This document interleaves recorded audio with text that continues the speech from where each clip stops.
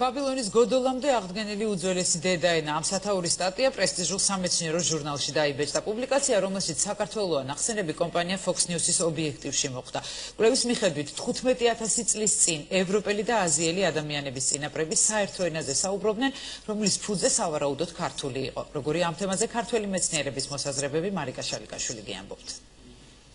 პრესტიჟულ სამეცნიერო ჟურნალ National Academy of Sciences საიძე დაღდნობით Fox News-ის მიერ გავრცელებულმა ინფორმაციამ დიდი დაინტერესება გამოიწვია. პუბლიკაციაში საუბარია კვლევაზე, რომლის თანახმადაც 15,000 წლის წინ ევროპელი და აზიელი ადამიანების წინაპრები საერთო ენაზე საუბრობდნენ. მეცნიერებმა რამდენიმე სიტყვის წარმომავლობა გამოიკვლეს და იმ დასკვნამდე მივიდნენ, რომ ამ სიტყვების ფუძე კავკასიაში, კერძოდ კი ახლანდელ საქართველოშია.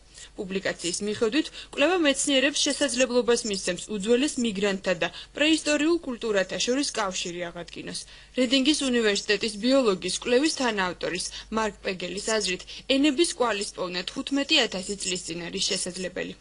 კაცობრიობის უნივერსალური ენის არსებობის იდეა სათავეს ბიბლიიდან იღებს, სადაც ადამიანები საერთო ენაზე საუბრობდნენ, თუმცა ბაბილონის გოდოლის მშენებლობისთვის ჩვენ დავისაჯეთ და სხვადასხვა ენაზე ავლაპარაკდით. საერთო ენის წარმომავლობის ამ ვერსიას ყველა ლინგვისტი არ იზიარებს.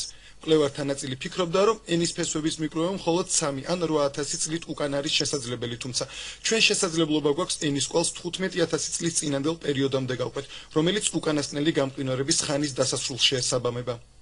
კვლევაში მარკ პეგელი იმ 23 სიტყვას ასახელებს, რომლებიც შესაძლოა დღესაც ისევე ჟღერდეს, როგორც 15,000 წლის წინ. მე, შენ, დედა, კაცი, ცეცხლი და ხელი. ეს იმ სიტყვათა შორისაა, რომლებმაც დროს გაუძლო და დღესაც არსებობს ასობით თანამედროვე ენაში. მიუხედავად იმისა, რომ მეცნიერთა გარკვეული ჯგუფის აზრით სიტყვა მხოლოდ 8 ან 9,000 წელი ცოცხლობს. სტატიაში გამოქვეყნებული ეს კვლევა მკვლევარებს შესაძლებლობას მისცემს შეაჯერონ ლინგვისტების, არქეოლოგებისა და ანთროპოლოგების მიერ შედგენილი მონაცემები კაცობრიობის პრეისტორიის მოყოლის მიზნით, რაც უძველესი მიგრანტებისა და ადამიანთა შორის კავშირების ხელახლა აღდგენის საშუალებას მოგცემს. ჟურნალ National Academy of Science-ში გამოქვეყნებულ სტატიას ეხმაურება ქართველი მეცნიერი გია კვაშილავა, რომელიც ამბობს, რომ ეს მოსაზრება სიახლე არ არის მეცნიერის ვლადიმერ სვიტიჩის თეორიაზე საუბრობს. ილის სვიტიჩმა ჩამოაყალიბა ლინგვისტური თეორია, რომ სემიტურის, ინდოევროპულის, ქართველურის, დრავიდულის, ალთაურის ენათა გაერთიანებით აღადგინა წინარე ენა, რომელსაც პირობითად ქვია ნოსტრატული.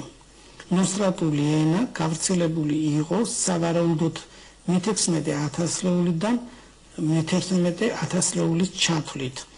და ისინი მიუთითებენ სავარაუდო ტერიტორიას სამხრეთ კავკასიაში, კერძოდ მცირე კავკასიის ქვემოთ.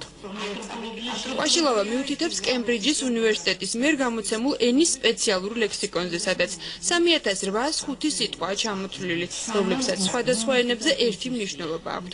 ქართველი მეცნიერის თქმით, საერთო სიტყვები ყველაზე უკეთ სწორედ ქართულმა ენამ შემოინახა.